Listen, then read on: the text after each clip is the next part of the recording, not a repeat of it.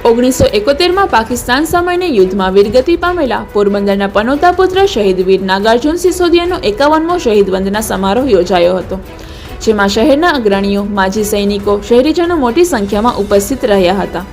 1971 पाकिस्तान साथेना युद्ध में वीरगति पामेला पोरबंदरना शहीद वीर नागार्जुन मोटवाडियानी 51मी पुण्यतिथि निमित्ते भावसीजी हाईस्कूलना पटांगण में शहीद वंदना समारोह योजायो हतो, जेमां मुख्य वक्ता तरीके प्रांसलाना स्वामी धर्मबंधुजी उपस्थित रह्या हता અને ચોટદાર વ્યક્તવ્ય આપતા જણાવ્યું હતું કે દેશ માટે બલિદાન આપનાર નાગાર્જુન સિસોદિયા જેવા સૈનિકોની શહાદતને ક્યારેય ભૂલી શકાશે નહીં। દેશના દરેક નાગરિકમાં રાષ્ટ્રપ્રેમની ભાવના હોવી અનિવાર્ય છે અને તેના માટે અનેકવિધ મુદ્દાઓ આત્મસાત કરવા જરૂરી છે। કોઈપણ દેશના વિકાસ માટે તેનો ભવ્ય ઇતિહાસ કે અખૂટ કુદરતી સંપત્તિ અથવા દેશના લોકોનું નોલેજ મહત્વના નથી, પરંતુ તેની સાથોસાથ રાષ્ટ્રપ્રેમ હોવો અનિવાર્ય છે અને એ રાષ્ટ્રપ્રેમ ત્યારે જ આવી શકે જ્યારે દેશની દરેક વ્યક્તિમાં મારાપણાની ભાવના હોય। 4800 વર્ષ જૂની ઇજિપ્ત સંસ્કૃતિ, 3200 વર્ષ જૂની ગ્રીક સંસ્કૃતિ અને 3500 વર્ષ જૂની પર્શિયન સંસ્કૃતિથી માત્ર ઇતિહાસ રચાતા હોય છે, ભાવિ નહીં।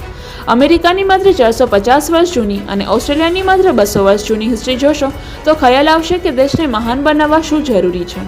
જે રીતે લશ્કરમાં ફરજ બજાવતો સૈનિક પોતાની ફરજ પ્રત્યે સજાગ રહીને નિષ્ઠાથી કામ કરે છે, તેવું જ કામ પ્રત્યેનું જુનૂન દેશના દરેક નાગરિકમાં હોવું જરૂરી છે। ભૂરામુંજા જાડેજા ટ્રસ્ટના પ્રમુખ હિરલબા જાડેજાએ જણાવ્યું હતું કે ખમીર આપણા લોહીમાં હોય છે। ડોક્ટર, એન્જિનિયર વગેરે જેવા ક્ષેત્રમાં આગળ વધી રહેલી યુવા પેઢી દેશ સેવામાં પણ કટિબદ્ધ બનીને આગળ આવે અને લશ્કરમાં જોડાય તેવી અપીલ કરી હતી અને આજના યુવાનો વ્યસનની ચુંગાલમાં ફસાઈને પોતાનું જીવન બરબાદ કરી રહ્યા છે, ત્યારે વ્યસનોથી દૂર રહેવું તે જ શહીદને સાચી શ્રદ્ધાંજલિ છે। કાર્યક્રમમાં શહીદના પરિવારના દેવશીભાઈ સિસોદિયા, હિંમતભાઈ સિસોદિયા, હિરલબા જાડેજા, અર્ચણભાઈ ખિસ્તરિયા, અતુલભાઈ કારિયા, અટેક માજી સૈનિક સંગઠનના માલદેભાઈ ઓળેદરા, મહેર શક્તિ સેનાના કરશનભાઈ ઓળેદરા, રાણાભાઈ ઓળેદરા સહિત મોટી સંખ્યામાં શહેરીજનો, અગ્રણીઓ, વિવિધ કોલેજની વિદ્યાર્થીનીઓ, મહિલાઓ ઉપસ્થિત રહી હતી। સમગ્ર કાર્યક્રમનું સંચાલન યુવા અગ્રણી દેવશીભાઈ મોઢવાડિયાએ કર્યું હતું। આભાર વિધિ લાખણશીભાઈ ગોરણીયાએ કરી હતી। નિપુલ પોપટ, પોરબંદર ટાઈમ્સ।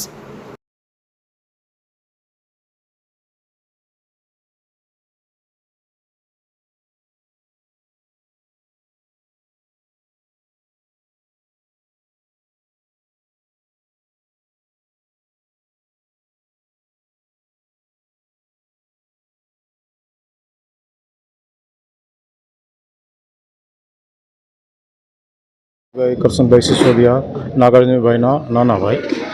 1971ની વોર ને નાગાર્જુનભાઈ શહીદ થયા એને આજે 51મી પુણ્યતિથિ હોય એની શ્રદ્ધાંજલિ આપવા આપણે અહીંયા બધાએ ભેગા થયેલ।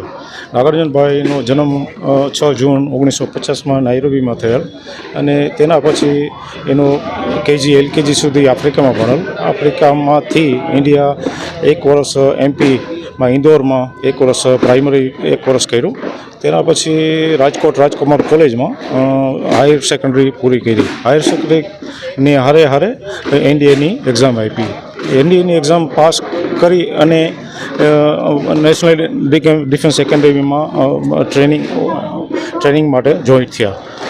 ત્યાં 4 વર્ષ યંગ ઓફિસર કોર્સ કરી અને સેકન્ડ લેફ્ટનન્ટ બન્યા અને 1970 ડિસેમ્બરના એને આર્મી જોઈન્ટ કરી 3-4 ગોરખા રેજિમેન્ટના ઓફિસર બન્યા અને હારે હારે યંગ કમાન્ડો કોર્સ કર્યો અને યંગ ઓફિસર કોર્સ કર્યો।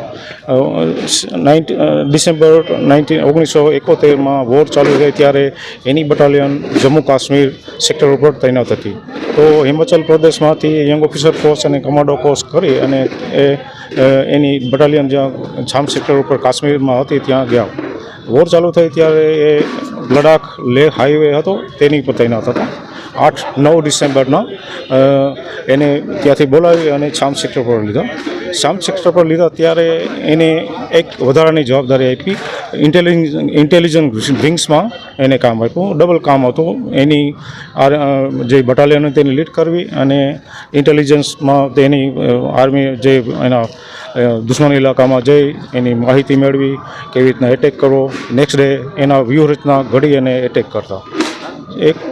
12-13 ડિસેમ્બર રાતે આવી જ રીતના 2-3 દિવસ સુધી સતત જતા અને 12-13 ડિસેમ્બરના રાતે વ્યૂહરચના જાણી પરત ફરતા હતા ત્યારે હેવી મશીન ગન ફાયરની અંદર આવી ગયેલ અને છતાં પણ છાવણીમાં આવી અને જે માહિતી હતી એ દેશને સુપરત કરી એના હાયર ઓફિસરે અને શહીદ થયા. પોરબંદર માટે આ અમારા માટે તો ગૌરવ છે, પોરબંદર માટે આ ગૌરવની વસ્તુ છે. અત્યારે જીવિત હોય ને તો આર્મી ચીફ અથવા એના સમકક્ષ ઓફિસર હોય. आज जो शहीद समारोह में आप हाजिर हुए थे, क्या नहीं, हमें आज जैसे ग्रेट मार्टियर के शहादत दिवस पर हम आए, हमारा ये फॉर्चुनेट है और हमें इनके सिद्धांतों को फॉलो करना चाहिए. और मैं इतना ही आपके माध्यम से कहना चाहता हूँ, आज के टाइम में पूरे विश्व में जिब्राल्टर से लेकर इंडोनेशिया तक जितनी भी कंट्री हैं उसमें मैक्सिमम थ्रेट किसी कंट्री को है तो उसका नाम इंडिया है. अभी आप देखें, रसिया को अपनी नेबरिंग कंट्री से थ्रेट नहीं है, अमेरिका को अपनी नेबरिंग कंट्री से थ्रेट नहीं है, चाइना को अपनी नेबरिंग कंट्री से थ्रेट नहीं है, लेकिन भारत की 6,811 किलोमीटर हमारी बॉर्डर एरिया जो है एवरी टाइम हमारे एनिमी से थ्रेट है.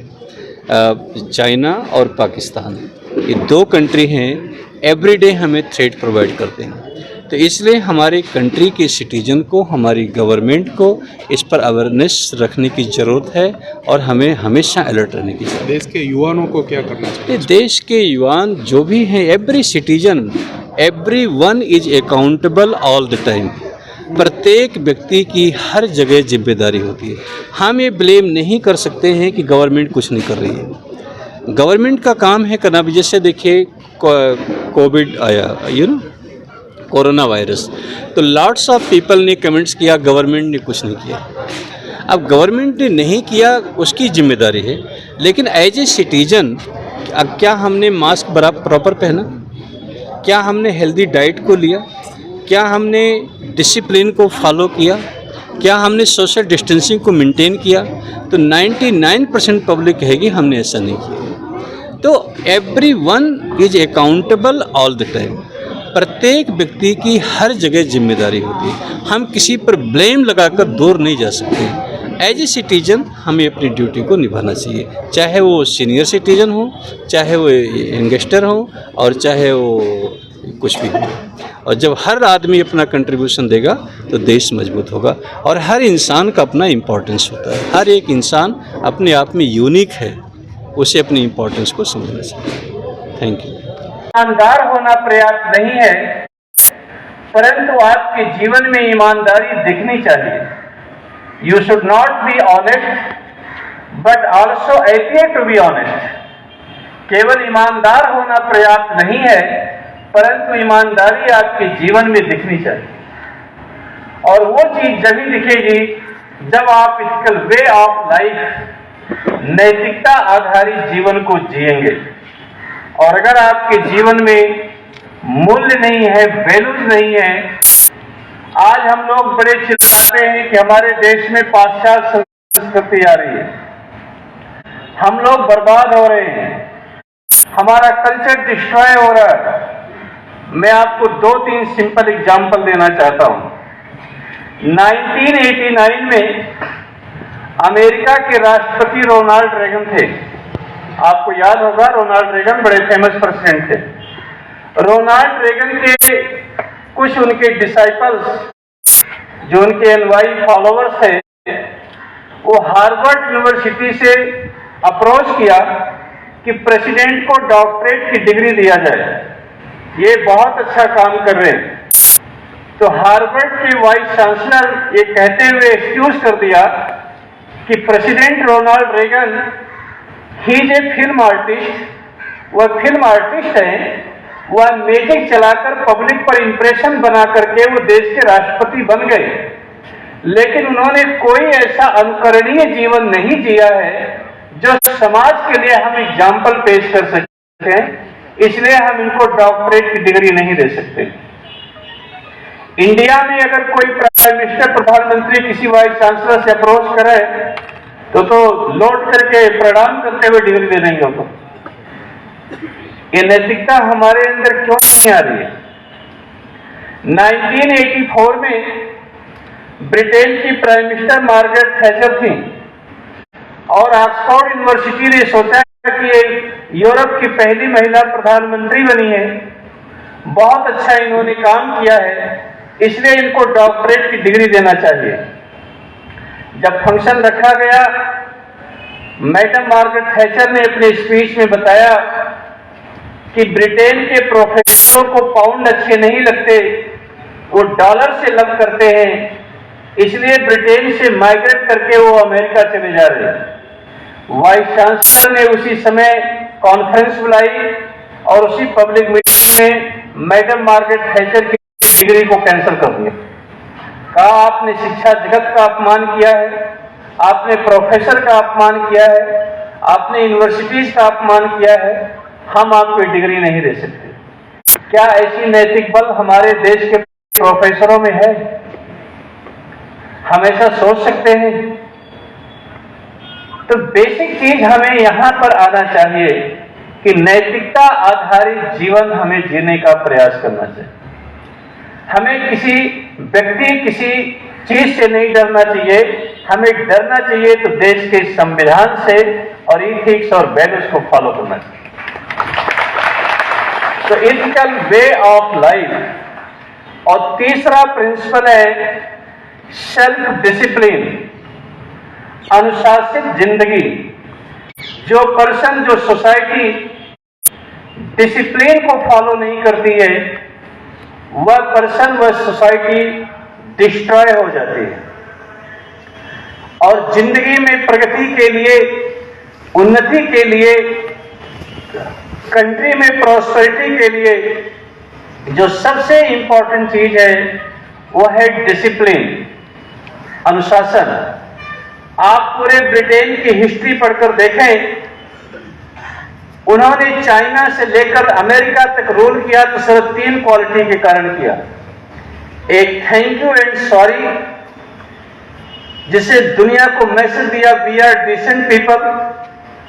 और सेकेंड है पंक्चुअलिटी, समय की प्रतिबद्धता। और तीसरी क्वालिटी है डिसिप्लिन, अनुशासन। जब आप ग्रुप मीटिंग करते हैं तो आप लोग अपने विचार को रखने के लिए स्वतंत्र हैं, लेकिन जब broad consensus national issues and policy, राष्ट्रीय मुद्दों पर व्यापक आम सहमति बन जाए तो बिलीफ इन लीडरशिप, हमें अपने नेतृत्व के प्रति आस्था रखनी चाहिए। लेकिन हम लोगों में प्रॉब्लम है कि बिलीफ इन लीडरशिप की प्रिंसिपल को हम भूल गए।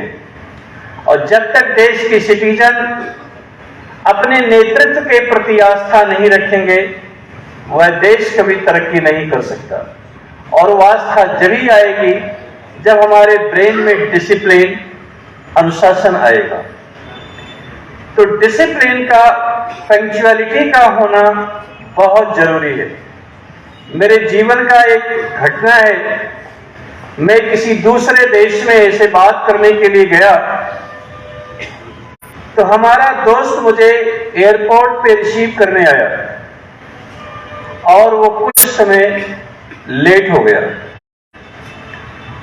जब वो मुझे मिला, मुझे मुस्कुराते हुए मेरा अभिवादन किया, मेरा लगेज उठाकर कार में रखा और अपनी वाइफ को कहा कि आप पीछे बैठे और मुझे आगे वाली सीट पर बिठाकर सीट बेल्ट खुद लगाया और मुस्कुराते हुए कहा सॉरी आई वॉज लेट। तो मैंने कहा no issue, it's okay, thank you. उसकी वाइफ मुझसे बात करने लगी, कुछ दूर गए, फिर उसने मेरी तरफ देखा, कहा सॉरी आई वॉज लेट। मैंने अपना आंसर रिपीट कर दिया। कुछ वक्त गुजर गए, मेरे दोस्त ने बड़े प्यार से मेरा हाथ पकड़ा, कहा my dear friend I am extremely sorry because I was late. मैं बहुत क्षमा प्रार्थी हूं क्योंकि मैं लेट हो गया था। तो मैंने कहा मैं जिस देश से मैं आता हूं उस देश में अगर 10-15 मिनट लेट नहीं होते तो वीआईपी नहीं होते। It's my culture. तो मुझे इस बात का कोई अफसोस नहीं है। तो मेरे दोस्त ने कहा I am worried and I am sorry not because I was late for 5 minutes. मैं चिंतित हूँ, मैं क्षमा प्रार्थी हूँ, इसलिए नहीं कि मैं 5 मिनट लेट हुआ. Because to be late is to be employed. अगर आप लेट होते हैं इसका मतलब आप असभ्य हैं, आप दूसरे को डिसरिगार्ड करने में ऑनर फील करते हैं, आप एरोगेंट हैं, आप पंक्चुअल नहीं हैं, आप दूसरे का इंसल्ट कर रहे हैं. इसलिए मैं अपनी असभ्यता के लिए आपसे माफी मांग रहा हूं. तो ये समझ, ये सोच जब तक एवरी सिटीजन के जीवन में नहीं होगा, यह देश तरक्की की तरफ नहीं जाएगा. फोर्थ क्वालिटी है पैशन फॉर डूइंग वर्क. कार्य के प्रति जुनून पैदा करना. जो भी आप काम करते हैं उसमें पैशन रखिए, उसके साथ डिटर्मिनेशन, डेडिकेशन एंड डिवोशन को फॉलो करिए. आप देखें, जो भी एक सोल्जर होता है उसको कितना थ्रेट्स होता है. एक तो नेचर का थ्रेट्स होता है, वो -50 टेम्परेचर में +50 टेम्परेचर में काम करता है. स्नोफॉल होते हैं, डेजर्ट में, डेल्टा में, माउंटेन में वो काम करता है. दूसरा एनिमी का थ्रेट्स होता है. तीसरा उसकी फैमिली साथ में रहती है, फैमिली का थ्रेट्स होता है. और इतने थ्रेट होने के बावजूद वो अपने मिशन के लिए काम में लगा रहता है. तो अगर हम लोगों की लाइफ एक सोल्जर लाइफ हो. अभी इजराइल में मैं सितंबर महीने में इसी साल में गया था उनकी आर्मी में बात करने के लिए. वहां मैंने एक नई चीज सीखी. ये सभी लोग आप जानते हैं कि इजराइल के सिटीजन एजुकेशन कंप्लीट होने पर 3 इयर्स मेल और 2 इयर्स फीमेल आर्मी को ज्वाइन करते हैं. लेकिन वो इंपॉर्टेंट नहीं है. जब उनका एजुकेशन कंप्लीट होता है तो 1 इयर्स के लिए वो वर्ल्ड टूर पे जाते हैं. पूरे वर्ल्ड का वो ट्रैवल करते हैं. डिफरेंट कल्चर, डिफरेंट पर्सनालिटीज को से मीट करते हैं. उनके एक्सपीरियंस, उनके नॉलेज को अर्न करते हैं. और वो एक्सपीरियंस अर्न करने के बाद अपने प्रोफेशन के प्रति वो काम करते हैं. हम लोग अपने घर से बाहर निकलने में हमें प्रॉब्लम्स होती है. तो इसलिए जो आदमी चैलेंज को एक्सेप्ट नहीं करता वह कुछ भी नहीं कर सकता. 5वीं क्वालिटी है लव फॉर द नेशन. राष्ट्र के प्रति प्रेम. राष्ट्र के प्रति प्रेम क्या है, कैसे राष्ट्र के प्रति प्रेम करना चाहिए? तो राष्ट्र के प्रति प्रेम करने की जो सबसे पहली क्वालिटी है वो है यूनिटी. हमारे अंदर क्लासिफिकेशन नहीं होना चाहिए. हम एवरी सिटीजन इक्वल हैं. हमारी संपन्नता और समता हमारी नेशन, हमारे राष्ट्र का आधार है. और जिस कंट्री में मिडिल क्लास के लोग नहीं होते हैं वह कंट्री, उसका बैकबोन टूट जाता है. आप देखें 1947 में इंडिया बना और 1947 में पाकिस्तान बना. लेकिन पाकिस्तान बनते ही 33 इयर्स तक वहां मार्शल लॉ लागू रहा. क्यों रहा? क्योंकि वहां या तो हायर सोसाइटी के लोग थे और या तो लोअर क्लास के लोग थे. मिडिल सोसाइटी नहीं थी. आप देखें भारत देश में जब फ्रीडम मूवमेंट चल रहा था तो 565 एम्परर स्टेट इस कंट्री में थे. लेकिन अगर मेरा हिस्ट्री का ज्ञान ठीक है और आप लोग नॉलेजेबल लोग यहाँ बैठे हैं, 565 स्टेट में कोई राजा हिंदुस्तान की आजादी के लिए जेल गया था? है किसी को याद? कोई राजा, कोई उद्योगपति को फांसी लगी थी? कोई राजा, कोई उद्योगपति जेल में गया था? अगर है तो मुझे बता दीजिए एक नाम. 565 स्टेट थे कंट्री के अंदर, क्या उनका काम नहीं था? इस देश में मूवमेंट किसने चलाया? मिडिल क्लास के लोगों ने। जब ये देश आजाद हुआ तो महात्मा गांधी जी, पंडित जवाहरलाल नेहरू जी ने ये सोचा था कि अगर मिडिल क्लास को हम इंपावरिंग नहीं करेंगे तो उन्होंने Bhakra Nangal dam, Hirakud dam, Mysore state का डैम और स्टील प्लांट भिलाई आदि बनाकर इंपावरिंग के लिए कोशिश की थी और एक ऐसे पीएसयू बनाकर इंफ्रास्ट्रक्चर क्रिएट किया था जो हमारे देश के इकोनॉमी इंप्रूव हो सके।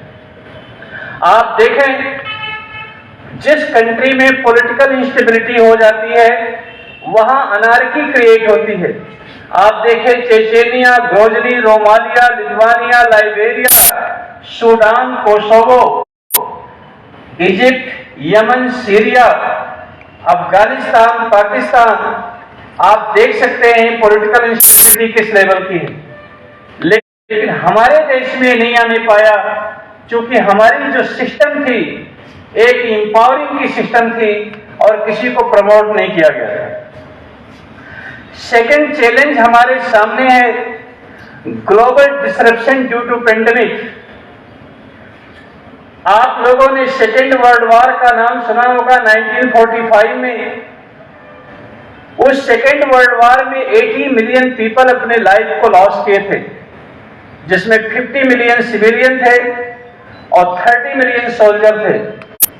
बिकॉज इस पेंडेमिक के कारण, कोरोना पेंडेमिक के कारण वर्ल्ड के 400 मिलियन पीपल इफेक्टेड हुए और 3.7 मिलियन पीपल अपने लाइफ को लॉस कर दिए। People are facing loss of confidence, loss of mutual trust, loss of economy, loss of respect. तो global disruption due to pandemic, अभी तक जो हमारे बॉर्डर पर अटैक होते थे, नागार्जुन सिसोदिया साहब ने शहादत दी थी, अटैक होते थे गोले बम से, गन बुलेट से, आर्टिलरी गन से, आरडीएक्स से। लेकिन अब फ्यूचर में गोले बम और आरडीएक्स से अटैक नहीं होंगे। अब आज के टाइम में 5 नए प्रकार के अटैक होने वाले हैं।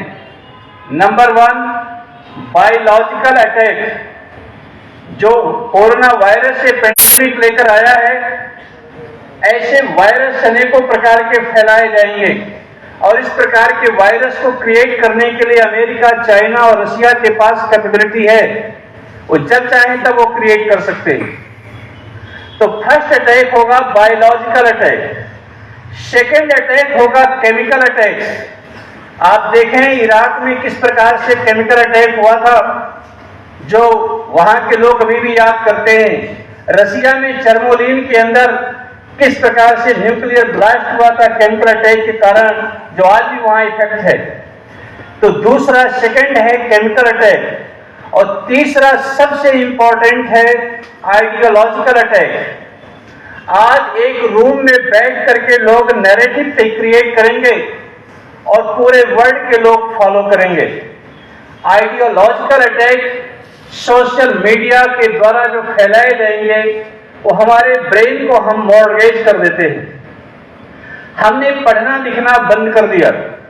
आप लोग इतने यहां बैठे हैं, मैं आपसे पूछता हूं कि इस नवंबर, पिछला नवंबर महीना और आज दिसंबर की 13 डेज हो गए। इस 43 डेज में आप लोगों ने कौन सी बुक पढ़ी थी? अगर किसी ने बुक कोई पढ़ी है तो ब्रेवली हैंड रेज कर सकते हैं। 1949 में हमारे देश में ग्रेट स्कॉलर हुए थे जॉर्ज ऑरवेल, और जॉर्ज ऑरवेल ने 1949 में बुक लिखी थी जिसका नाम था 1984। 1984 में उन्होंने लिखा, after 35 years a human being will become a machine। आज से 35 वर्ष के बाद मनुष्य जो है वह एक मशीन बन जाएगा। वह सोचना समझना बंद कर देगा। वह एक इंस्ट्रूमेंट की तरह यूज होगा। लोग एक नैरेटिव क्रिएट करेंगे और आप उसे लोग फॉलो करेंगे। अब 1984 में देखें इलेक्ट्रॉनिक्स मीडिया आ गई। हम बुक की जगह टेलीविजन के साथ बिजी हो गए। 1989 में इंटरनेट आ गया, हम गूगल के साथ बिजी हो गए। 2000 में मोबाइल आ गया, हम उसके साथ बिजी हो गए। और 2010 में लॉट्स ऑफ ऐप्स आ गए, इंस्टाग्राम, फेसबुक, सोशल मीडिया। हमने पढ़ना लिखना बंद कर दिया, सोचने समझने का काम बंद कर दिया। हमारी समझ है कोई चीज की ज्ञान चाहिए, हम गूगल में टाइप करते हैं और गूगल बाबा से पूछने जाते हो, जो बताते हैं हम सही मान लेते। 2021 में वर्ल्ड के 196 कंट्री के विचारशील प्रोफेसर वर्चुअल मीटिंग में उन्होंने बताया कि जो भी इंटरनेट गूगल से हमें इंफॉर्मेशन मिलती है वह एक इंफॉर्मेशन है। Information is not knowledge, knowledge is not wisdom. Information ज्ञान नहीं है और इस प्रकार का ज्ञान विवेक बुद्धिमत्ता नहीं है। यूनेस्को के जनरल सेक्रेटरी ने पूरे वर्ल्ड से अपील किया कि man has no chance of survival if knowledge only remains knowledge, but if we could transform knowledge into wisdom he would not only survive but will be able to ascend to greater and greater heights of achievements। मनुष्यता केवल ज्ञान पर निर्भर होगी तो वह नष्ट हो जाएगी। यदि हम ज्ञान को विवेक में परिवर्तित कर पाएंगे तो वह केवल जीवन जीने का साधन नहीं होगा, अपितु जिंदगी की महानतम से महानतम ऊंचाइयों तक पहुंचाने के लिए वो कारगर और कामयाब होगा। तो हमें सिर्फ इंफॉर्मेशन की तरफ नहीं जाना चाहिए, हमें अपने ब्रेन को मॉर्गेज नहीं करना चाहिए, हमें थिंकिंग करना चाहिए। तो आइडियोलॉजिकल अटैक से कैसे आप रोकेंगे, इसे हमें कोशिश करना होगा कि जो सोसाइटी में डिस्क्रिमिनेशन क्रिएट करेंगे। और इसके बाद जो सबसे इंपॉर्टेंट अटैक है वह है साइबर अटैक्स। आज फील्ड में कितना आपके पास पावर है वो इंपॉर्टेंट नहीं है, स्पेस में कितना पावर है वो आपके पास इंपॉर्टेंट है। आप देखें जो साइबर अटैक्स कैसे होते हैं। 2010 में एक बात याद रखें, जिसके पास दिमाग होता है और जिसके पास इकोनॉमी होती है वही वर्ल्ड में रूल करता है, और जिसके पास दिमाग नहीं होता है और जिसके पास इकोनॉमिक पावर नहीं होता है उसका दुनिया में कोई अस्तित्व नहीं होता है। केवल दिमाग से कोई वैल्यू नहीं होती है, इकोनॉमी का होना बहुत जरूरी है। और केवल इकोनॉमी से इंपॉर्टेंट नहीं है, उसके पास नॉलेज होना भी बहुत जरूरी है, ब्रेन होना बहुत जरूरी है। 2010 में इजराइल ने सोचा कि हमें ईरान का न्यूक्लियर पावर को कोलैप्स करना है। उन्होंने कतर में एक कंपनी बनाया और एक सारे एम्प्लॉय उसमें अरब कंट्रीज के रखे। 22 कंट्री अरब लीग के मेंबर हैं, सब लोग उसमें पार्टिसिपेट किए।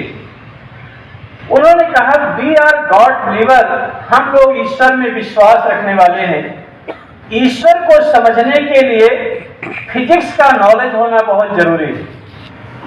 आप देखिए पूरे वर्ल्ड में 55,000 टाइप्स के प्लांट है, पेड़ पौधे हैं, सबके पत्ते लीफ ग्रीन हैं, लेकिन सभी की ग्रीनरी में डिफरेंस है, सभी के पत्ते की लीफ की क्वालिटी में डिफरेंस है।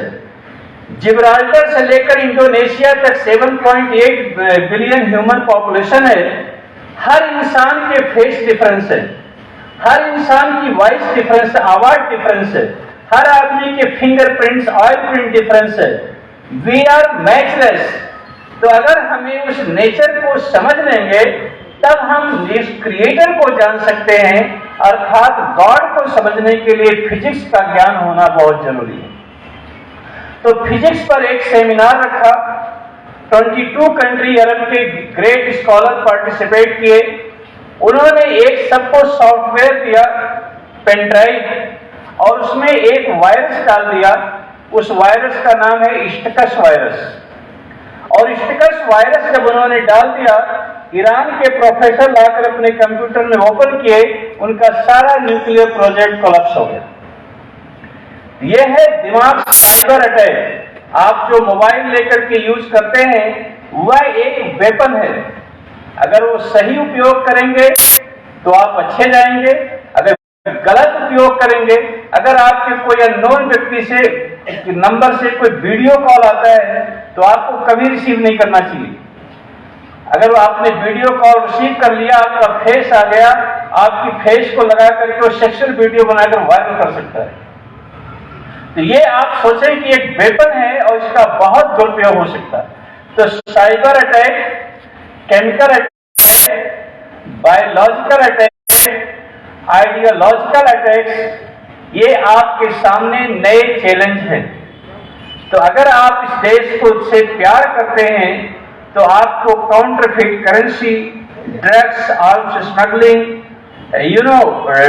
इलीगल माइग्रेंट ट्रैफिकिंग, इन सब को रोकने के लिए आप एक सोल्जर बनना चाहिए।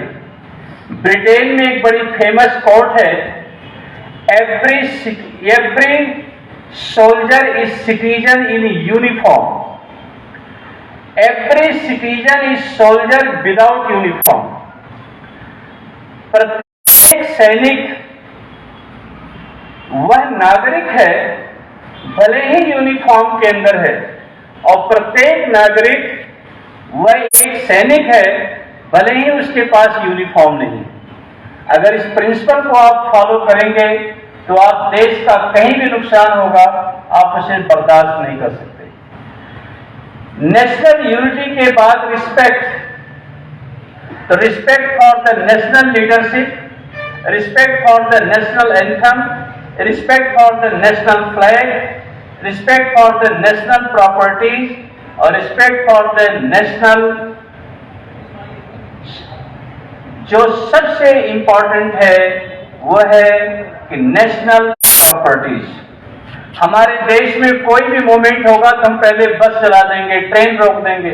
ये देश के प्रति प्यार नहीं है। तो हमें अपने राष्ट्रीय झंडे, राष्ट्रीय संपत्ति, राष्ट्रीय गान और राष्ट्रीय नेतृत्व का सम्मान करना चाहिए और इसको कोशिश करना चाहिए। इसके बाद में जो सबसे इंपॉर्टेंट है वह है ऑलवेज कंपीट विद योरसेल्फ।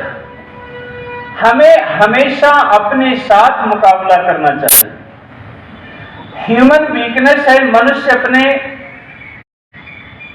अभाव से दुखी नहीं होता है, वह दूसरे के प्रभाव से दुखी होता है। जिस दिन हम दूसरे के प्रभाव से दुखी होना बंद करके अपने अभाव के विषय में सोचना शुरू करेंगे, उस दिन हम दुनिया के ग्रेट सिटीजन और ग्रेट कंट्रीमैन बन जाएंगे। मैं आपको सिंपल सा दो एग्जाम्पल देता हूं। हमारे देश में एक ग्रेट मैन पैदा हुए थे, उनका नाम था सीडी देशमुख। सीडी देशमुख साहब आईसीएस का एग्जाम देकर छुट्टी मनाने के लिए लंदन चले गए। वहां अपने दोस्तों के साथ क्रिकेट खेल रहे थे। उनके एक फ्रेंड एड्रेस स्टूअर्ड आते हैं और कहते हैं, mister Deshmukh, result has been communicated. आज आईसीएस का रिजल्ट आउट हुआ है, आपको पता चला? तो उन्होंने बैटिंग करते हुए कहा, हु स्टूड सेकंड, दूसरा कौन आया? फर्स्ट पोजीशन तो मेरी होगी मुझे मालूम है, लेकिन मेरे बाद कौन आप स्टैंड कर रहा है जानने में मेरा इंटरेस्ट है। और जब रिजल्ट चेक किया गया तो सीडी देशमुख का नाम आया।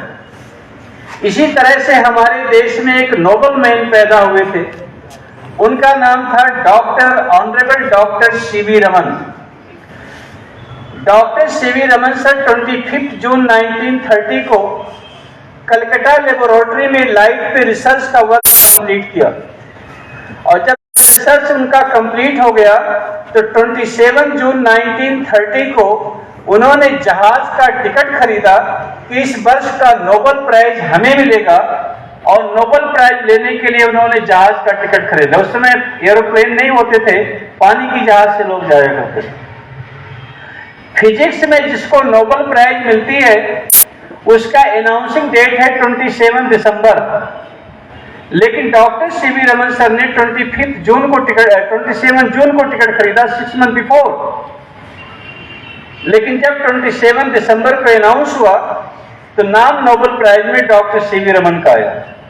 तो डॉक्टर सीवी रमन को ये कैसे पता था इस वर्ष का नोबेल प्राइज हमें मिलेगा? सीडी देशमुख को ये कैसे पता था कि आईसीएस एग्जाम में मेरी फर्स्ट पोजीशन होगी? क्योंकि उन्होंने अपने लाइफ का एनालिसिस किया था, अपने वीकनेस को आइडेंटिफाई किया था और अपने वीकनेस को रिमूव करने के लिए डे टू डे प्रैक्टिस किया था। जो आदमी अपने विषय में नहीं सोचता है वो दूसरे के विषय में नहीं सोच सकता, और जो इंसान अपने प्रति वफादार नहीं हो सकता है वो दूसरे के प्रति कभी वफादार नहीं हो सकता। हम लोग पान के दुकान पे खड़े होकर के प्रधानमंत्री राष्ट्रपति की बात तो करते हैं, लेकिन हम अपने विषय में नहीं सोचते हम क्या कर रहे हैं। हम एक दूसरे का क्रिटिसिज्म करते हैं, दूसरे का लेट डाउन करते हैं, लेकिन हम अपनी स्थिति को कंट्रोल करने के विषय में नहीं सोचते। और जब तक हम ये नहीं सोचेंगे तब तक हम देश के अच्छे नागरिक नहीं बन सकते। तो आज ऑनरेबल मार्टियर नागार्जुन सिसोदिया के इस शहादत दिवस पर हम लोग उपस्थित हुए हैं। 16 दिसंबर 1971 को शाम 4:16 पर पाकिस्तान की 93,000 आर्मी सरेंडर किया था। और ये आपको बताने कैसे किया था, जो देश प्रैक्टिस नहीं करता है, जो सिटीजन ट्रेनिंग नहीं करते हैं, वह फौज सरेंडर कर जाती है। आपने अगर बैटल ऑफ सारागढ़ी नहीं पढ़ा है तो आपने एक फिल्म जरूर देखी होगी, कुछ लोगों ने। उस फिल्म का नाम है केसरी। देखी आप लोगों ने? किसने देखी केसरी फिल्म? अच्छा, काफी लोगों ने देखी, गुड। केसरी फिल्म में एक तरफ अफगानिस्तान के 10,000 पठान थे और दूसरी तरफ हमारे सिख रेजिमेंट के ओनली 36 सोल्जर थे, 36 आदमी थे। तो 36 सोल्जर के सामने 10,000 आर्मी की डिफीट होती है, क्योंकि आर्म्स एमिनेशन तो उनके पास ज्यादा थे, नफरी संख्या भी उनके पास ज्यादा थी, हथियार भी ज्यादा थे, संख्या भी ज्यादा थी। हमारे पास सिर्फ 36 सोल्जर थे, लेकिन 36 सोल्जर के सामने 10,000 लोगों की डिफीट होती है, क्योंकि उनकी ट्रेनिंग अच्छी नहीं थी। 1971 में ढाका के जीओसी जनरल नियाजी बैठे थे। उनकी लीडरशिप में ढाका में पाकिस्तान आर्मी सिर्फ 30,000 थी और इंडियन आर्मी ढाका से 10 किलोमीटर के डिस्टेंस पर सिर्फ 3,000 आर्मी थी। हमारे ब्रिगेडियर कमांडेंट ने कहा, उस कैप्टन का नाम था जनरल निर्भय शर्मा, बाद में लेफ्टिनेंट जनरल बन गए थे, तुम जनरल नियाजी को चिट्ठी देकर के आओ, अगर इस शाम तक तुम सरेंडर नहीं करोगे तो हम तुम्हें डिस्ट्रॉय कर देंगे। वह कैप्टन अकेला साइकिल चलाकर ढाका जीओसी के पास गया और चिट्ठी दिया। आप देखिए 30,000 आर्मी पाकिस्तान की, वहां एक आदमी, एक सैनिक हमारा साइकिल चला करके उनके अंदर घुसा और उनको चिट्ठी दिया कि तुम शाम तक सरेंडर नहीं करोगे तो हम तुम्हें बर्बाद कर देंगे। ये कॉन्फिडेंस जब ही आ सकती है जब आपकी डिसिप्लिन, आपकी ट्रेनिंग अच्छी होगी। और ऐसे सोल्जर मार्टियर को आप रिमेंबर करेंगे, उस रिमेंबर करने से तो अच्छा होगा, लेकिन इनके अकॉर्डिंग, इनके अनुसार अपने जीवन को ढालने का प्रयास करेंगे, तभी ये कंट्री ग्रेट नेशन बनेगा और आप ग्रेट सिटीजन बनेंगे। जय हिंद। हम बहुत खुश हैं आपने मुझे बुलाया और मुझे इजाजत दीजिए, मुझे काम बहुत ज्यादा है और I take leave. Thank you भाई, देश भाई, नमस्ते।